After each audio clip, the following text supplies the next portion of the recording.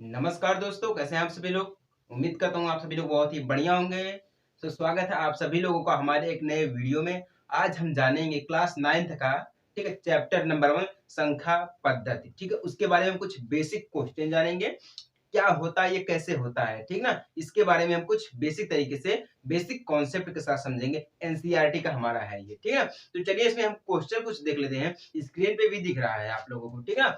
दिया है, क्या शून्य एक परिमेय संख्या है, क्यों इसे p अपान क्यू के रूप में लिखा जा सकता है, जबकि p और q पूर्णांक है और q not is equal to 0 है। ये हमसे पूछ रहा है कि क्या शून्य एक परिमेय संख्या है, तो हम आंसर में इसका जवाब देंगे जी हाँ। शून्य जो हमारा होता है वो एक परिमेय संख्या होता है, मतलब शून्य एक परिमेय संख्या है।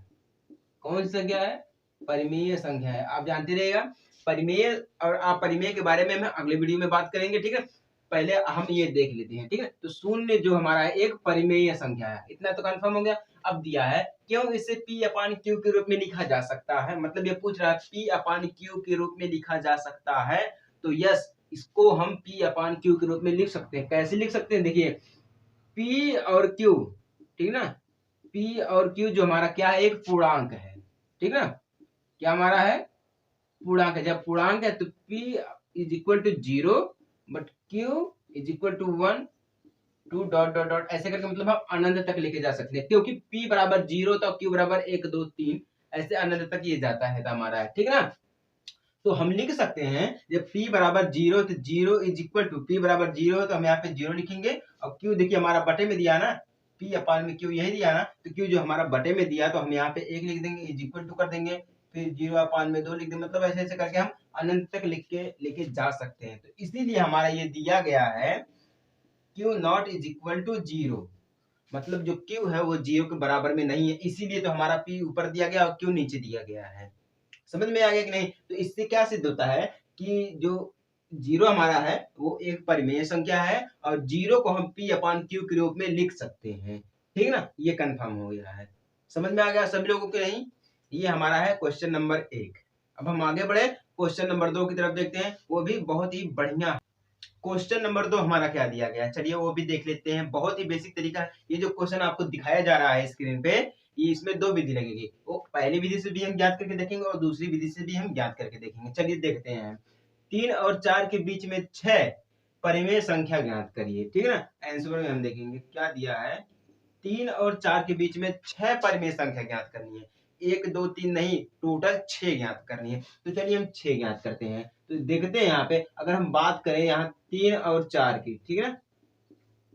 3 और 4, अब 3 देखिए यहाँ पे लिखेंगे, उसके बाद क्या लिखेंगे हम, 3 के आगे लिखेंगे, हम पीछे से नहीं लिखेंगे। 3 फिर 2 1 नहीं, ऐसे नहीं लिखेंगे। हम यहाँ पे लिखेंगे 3.1 फिर 3.2 ऐसे लिखेंगे ना, फिर 3.3 3.4 3.5 ऐसे ऐसे करते हम 3.10 तक लेकर जाएंगे। उसके बाद मान लीजिए जैसे हमने 3.1 3.2 3.3 3.4, हम ये लिखेंगे, ये नहीं लिखेंगे डायरेक्ट कि 3 के बाद 4 आता है, 4 के बाद 5 आता है, ये नहीं लिखेंगे।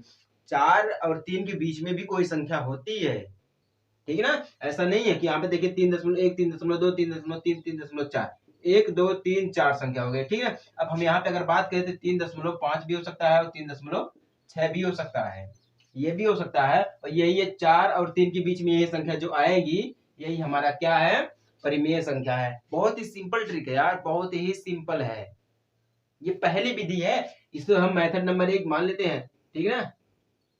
मेथड 1, मेथड 1 के अनुसार हम ज्ञात करें, अगर सबसे आसान तरीका हम आपको बताए हैं, सबसे आसान तरीका बताए हैं, ठीक है। 3 और 4 के बीच में जितनी भी अपरिमेय संख्या रहेंगी, 3.1 3.2 3.3 3.4 3.5 3.6 इस प्रकार से रहेंगी, ठीक ना। तो टोटल 6 संख्या हो गई है। अब हम बात करें मेथड नंबर 2 की, ठीक ना। इसके लिए हम अलग फॉर्मूले का भी प्रयोग करते हैं। और फॉर्मूला देख लीजिए, हम पहली संख्या अगर प्राप्त करेंगे तो हम लिख दे रहे हैं पहली परिमेय संख्या है, ठीक है ना।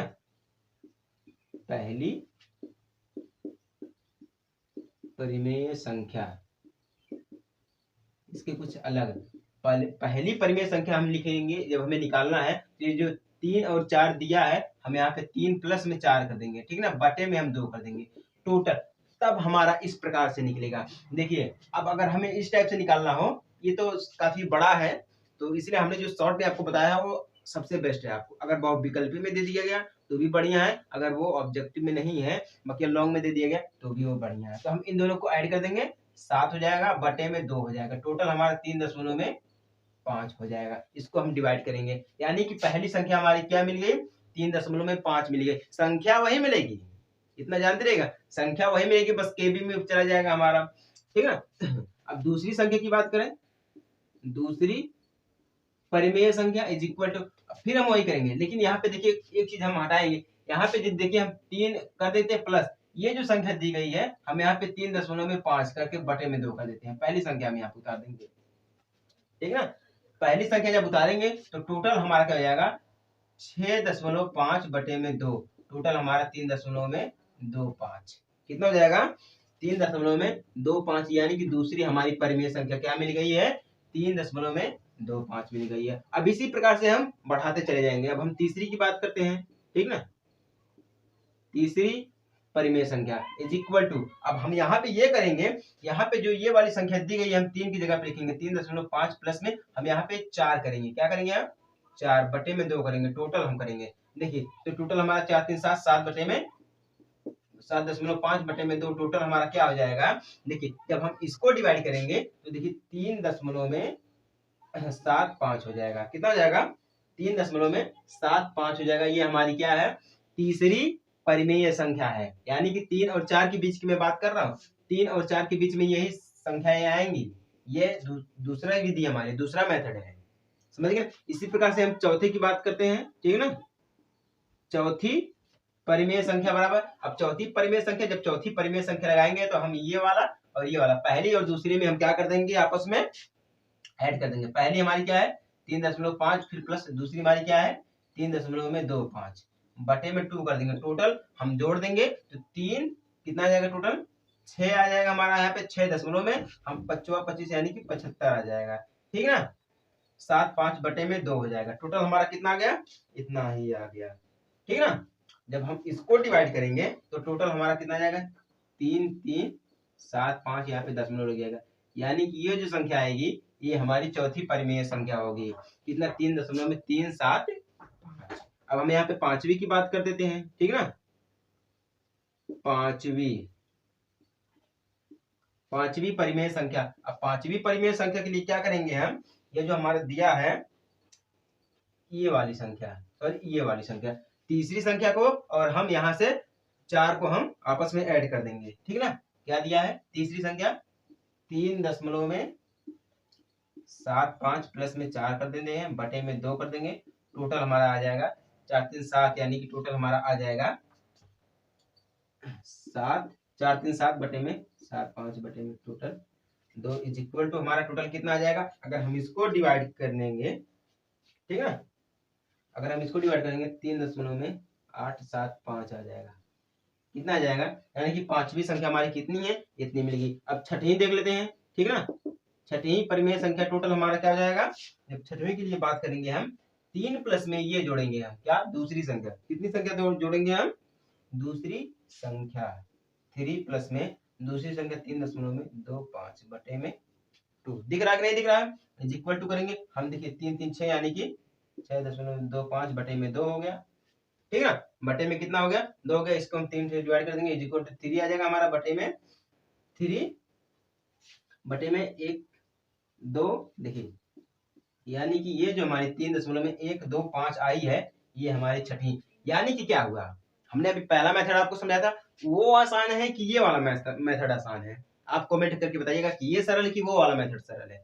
अगर जो सरल आपको लगेगा उसी हिसाब से आप हल करिएगा क्वेश्चन को। तो यहाँ पे हमारी जीत कितनी हो गई, 3.5 एक हो गई, अब 3.25 ये दूसरी संख्या हो गई, अब 3.75 ये हमारी तीसरी संख्या हो गई, अब 3.375 ये हमारी चौथी हो गई, अब 3.875 ये हमारी पांचवी हो गई, और 3.125 ये हमारी छठी संख्या हो गई। मतलब ये जो आएगी ये भी हमारी आएगी 3 और 4 के बीच की संख्या, ये हमारी रहेगी। समझ गए कि नहीं समझ गए, समझ गए। अगर हम यहीं से 5 को हटा दे, यहाँ से 5 को हटा दे, यहाँ से 5 को 7 को हटा दे टोटल, ठीक है ना। अब यहाँ से हम इसको हटा दे, अब यहाँ से हम इसको हटा दे, तो भी तो वही संख्या आई बच्चों, वही संख्या आई ना। लेकिन यहाँ पे क्या किया, पूरा लिख दिया है, ठीक है ना। लास्ट में इसने पूरा कर दिया, 3.5 यहाँ पे 3.1 दिया है, 3.2, 3.3, 3.5, 3.7, 3.8 यही दिया है ना। हमने 3.4 कर दिया था, 9 कर दिया था, यही होता है। समझ गए ना, ये हमारा मेथड नंबर 2 है। समझ में आ गया कि नहीं, सभी को समझ में आ गया है। चलिए समझ में आ गया तो चैनल को सब्सक्राइब कर दीजिएगा। आगे बढ़े हम अपने क्वेश्चन नंबर 3 की तरफ।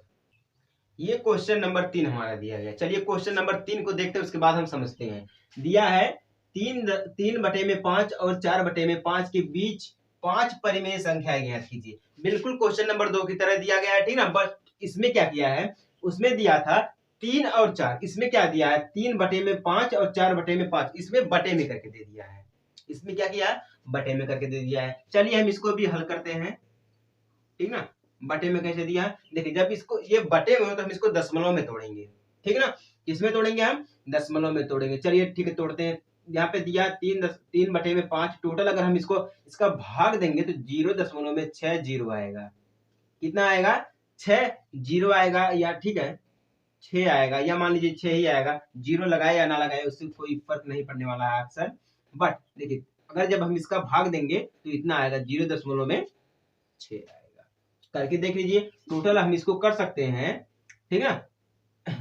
0 में इतना कर सकते हैं हम इसको, ये भी आ सकता है, ठीक है ना।